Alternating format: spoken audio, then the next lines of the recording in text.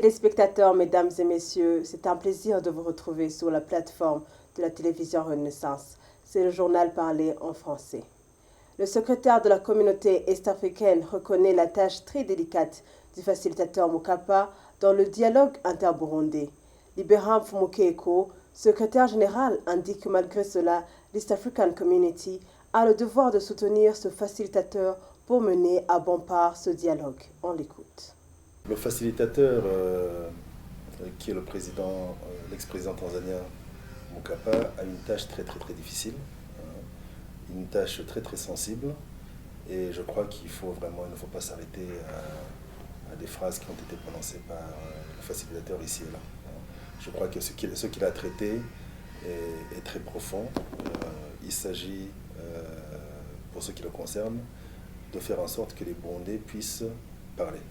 Qu'ils puissent parler pour résoudre leurs divergences et à la fin du processus, qu'ils puissent construire leur pays. Je pense que ça, c'est plus important qu'une phrase qui aurait été prononcée lors d'une conférence de presse. Et pour moi, c'est ça qui compte. Notre travail en tant que communauté est-africaine est de faire en sorte que ce dialogue, ce contact entre Burundais puisse se faire. Et donc, je me garde un peu de faire des commentaires sur ce que le président Mokapa aurait dit ici et là. Fumukeko ajoute que tout le monde devrait s'activer pour appuyer ce dialogue afin de le clôturer dans les meilleurs détails. Donc il faut que chacun agisse pleinement pour s'atteler à sa tâche. Encore une fois, Libéram Fumukeko, secrétaire général de l'East African Community. Je crois que maintenant, avec le temps, tout le monde a compris le rôle de la communauté africaine. En fait, l'EAC fait partie du dispositif.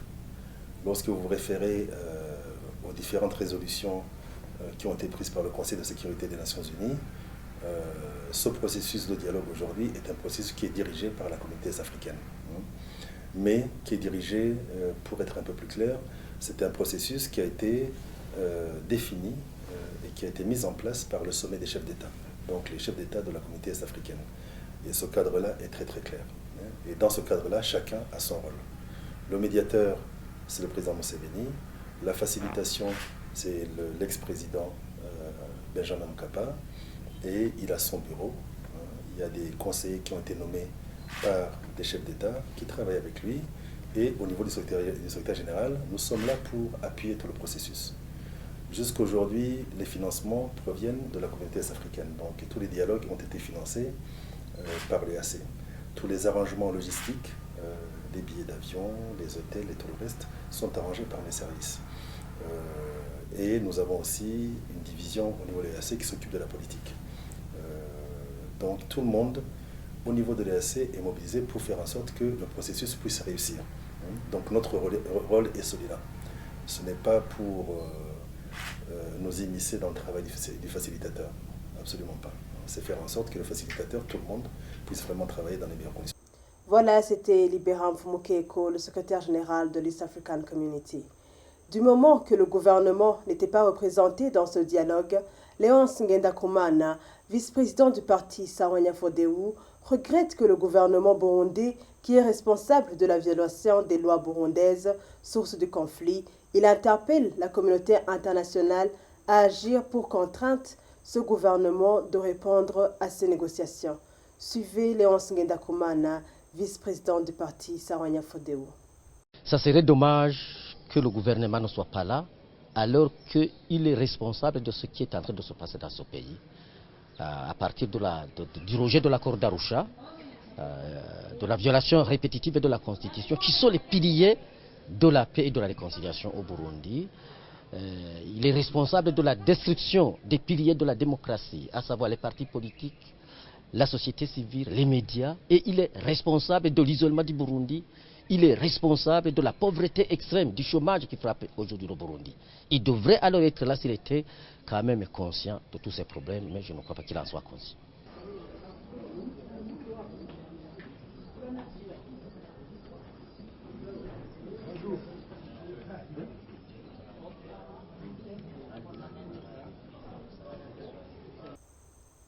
Selon Jacques Bigirimana, du parti FNL, le gouvernement n'était pas absent comme tel, mais il doit réfléchir comment il va négocier avec les putschistes de 2015.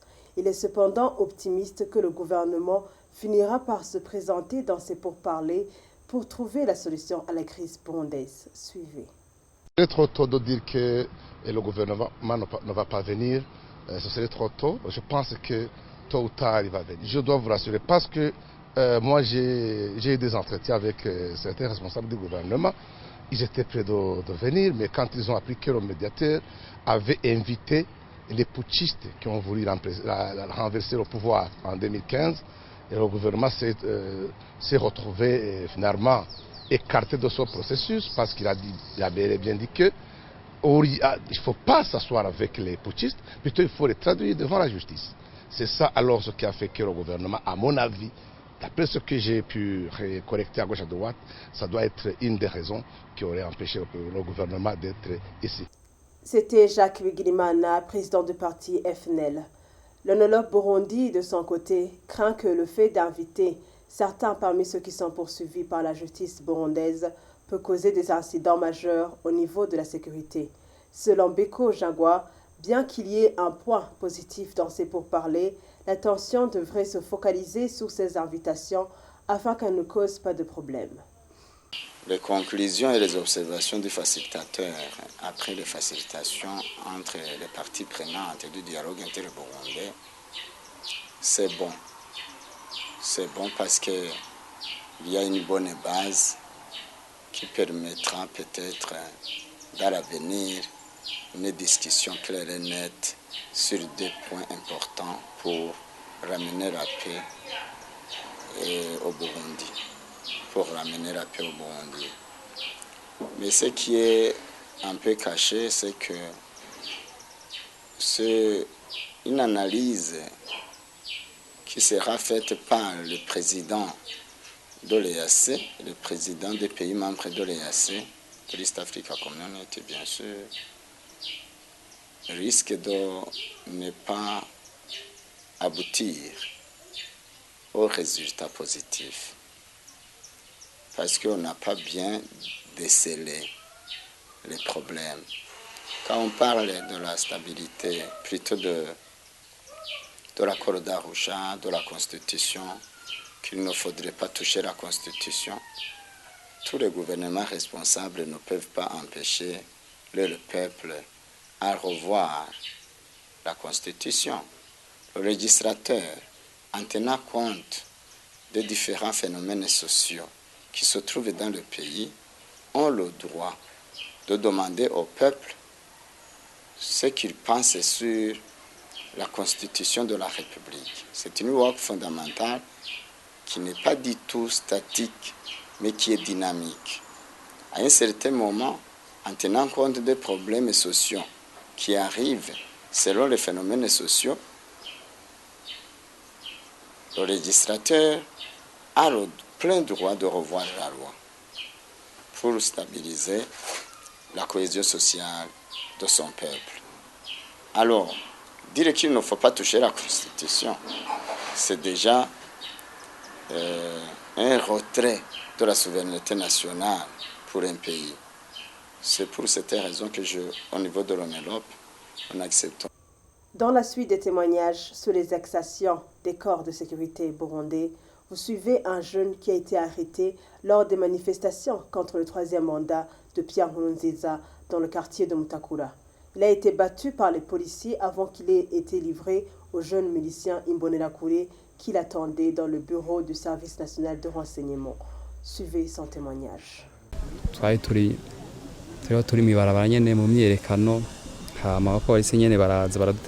Nous étions dans les manifestations. Après, les policiers nous ont jeté des lacrymogènes. Quand je voulais les échapper, c'est là où ils m'ont attrapé. Ils étaient autour de 20. J'étais avec les autres. Ils nous ont mis dans une voiture pick-up. Je ne savais pas qu'il y avait des autres qui sont dans un pick-up grièvement blessé, couvré par des pneus. On m'a tabassé jusqu'à ce que j'arrive pas à m'asseoir dans un pick-up. Les personnes que nous étions ensemble dans un pick-up avaient des blessures partout, même dans leur tête. Ils m'ont dit de m'asseoir au-dessus des pneus et moteurs. Les policiers nous ont amenés dans la documentation et puis ils nous ont mis dans une chambre qui était pleine d'autres manifestants qui ont été attrapés durant la manifestation. Ils nous ont battus pour que nous affirmions que c'est nous qui tuent les policiers dans les quartiers en les tuant dessous et pour que nous amenons les fusils que nous avons. Ils nous ont battus pendant 3 jours et après, ils nous ont scindés en groupe et nous, ils nous ont amenés dans le BCR.